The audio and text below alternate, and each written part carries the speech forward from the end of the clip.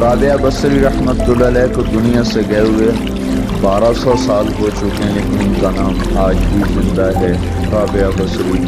گلگت کی عورتوں کو بھی پتہ ہے رابعہ بصری کوئی بڑی اعلیٰ درجے کی خاتون تھی، پنجاب کی عورت کو بھی پتہ ہے، عرب کی عجم کی عورتوں کو پتہ ہے رابعہ بصری نہ کوئی شہزادی تھی، نہ کوئی ملکہ تھی، نہ کوئی وہ خوبصورت تھی، نہ کوئی خاندانی تھی، بلکہ عورت ہونے کے لحاظ سے ہر عیب اس میں تھا۔ خاندان اچھا ہونا چاہیے تو وہ غلام تھیں، باندھی تھی، شکل اچھی ہونی چاہیے تو وہ بدصورت تھیں، کالی تھی۔ پھر چلو شکل بہ کیسی ہو، خاندان کیسا، اولاد کے قابل تو ہو، رابعہ بصری اولاد کے قابل بھی نہیں تھی، بانجھ اس کو کہتے ہیں، جو عورت اولاد کے قابل نہ ہو اس کو اردو میں بانجھ کہتے ہیں، عربی میں عقیم کہتے ہیں، آپ کی زبان میں بھی کچھ کہتے ہوں گے، ہیں؟ شونی تھی۔ تو اب بتاؤ عورت ہونے کے لحاظ سے کوئی چیز ہے؟ شکل، پہلا تاثر شکل کالی، دوسرا تاثر خاندان غلام، تیسرا تاثر اولاد کے قابل نہیں، بانجھ ہے، شونی ہے۔ تو 1200 سال کے بعد میں گلگت میں کیوں اس کا نام بلند کر رہا ہوں؟ میں نے کسی بادشاہ کی بیوی کا نام تو نہیں لیا، سکندر کی بیوی اور بنو امیہ اور بنو عباس کی ملکہ اور بیگمات ان کے نام تو نہیں لیے، میں کہہ رہا ہوں رابعہ بصری۔ ان کی عادت یہ تھی وہ روزانہ عشاء کی نماز کے بعد غسل کر کے کپڑے بدل کے اپنے خامن سے پوچھتی آپ کو میری ضرورت ہے؟ اگر وہ کہتے کوئی نہیں ہے تو پھر پوچھتی مجھے اجازت ہے؟ کہتے اجازت ہے تو پھر مصلی پہ کھڑی ہو جاتی ہے اور فجر کی نماز تک مصلی پر کھڑی رہتی۔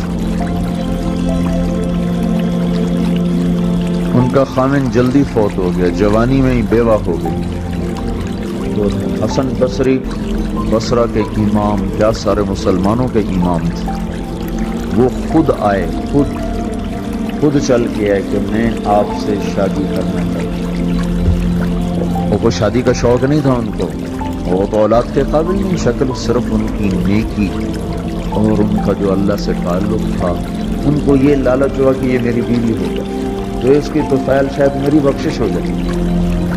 تو ان کے پاس آئے، کہنے لگے رابعہ میں آپ سے شادی کرنا چاہتا ہوں، خود پیغام لے کر آئے۔ تو انہوں نے فرمایا میری 4 باتوں کا جواب دے دو تو میں شادی کر دوں۔ کہنے لگے کیا؟ کہ یہ بتاؤ میں جنتی ہوں کہ دوزخی ہوں؟ کہنے لگے یہ تو میں کچھ نہیں کہہ سکتا۔ اچھا یہ بتاؤ جب اللہ تعالیٰ قیامت میں اعمال نامے اڑائے گا، کسی کے سیدھے ہاتھ میں آئے گا، کسی کے الٹے ہاتھ میں آئے گا، میرے سیدھے ہاتھ میں آئے گا تو الٹے ہاتھ میں؟ کہنے لگے یہ بھی کچھ نہیں بتا سکتا۔ کہنے لگے اچھا یہ بتاؤ جب اللہ نیکیوں کو تولے گا، کسی کی نیکیاں بڑھ جائیں گی، کسی کے گناہ بڑھ جائیں گے، میرے گناہ زیادہ ہوں گے، نیکیاں زیادہ ہوں گی؟ کیا یہ بھی نہیں بتا سکتا۔ اچھا یہ بتاؤ جب لوگ پل صراط سے گزریں گے، کوئی پار نکل جائیں گے، کوئی نیچے گر جائیں گے، تو میں پار نکلوں گی کہ دوزخ میں گروں گی؟ کہنے لگے یہ بھی میں نہیں بتا سکتا۔ تو پھر فرمایا اچھا جاؤ مجھے تیاری کرنے دو، مجھے ان 4 باتوں کی تیاری کرنی ہے، میرے پاس شادی کے لیے وقت کوئی نہیں ہے۔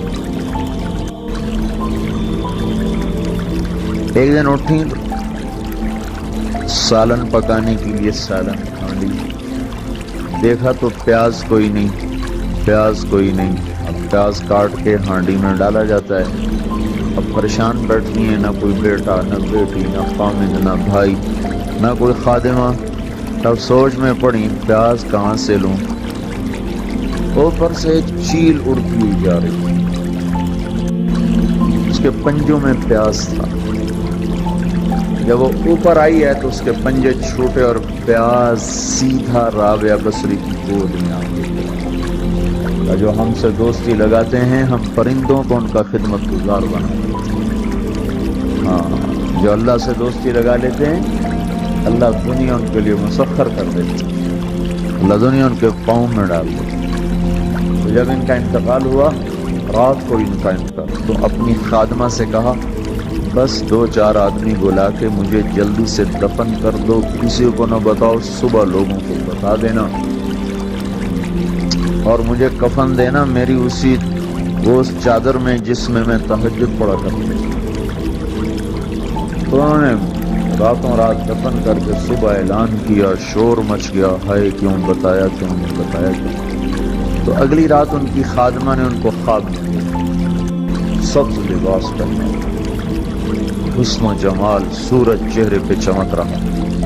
پوچھا آپ کے ساتھ کیا ہوا؟ کہا میرے اللہ نے میرے ساتھ بہت عمدہ معاملہ کیا۔ کہا آپ کی وہ چادر کہاں گئی جس میں آپ کو کفن دیا تھا؟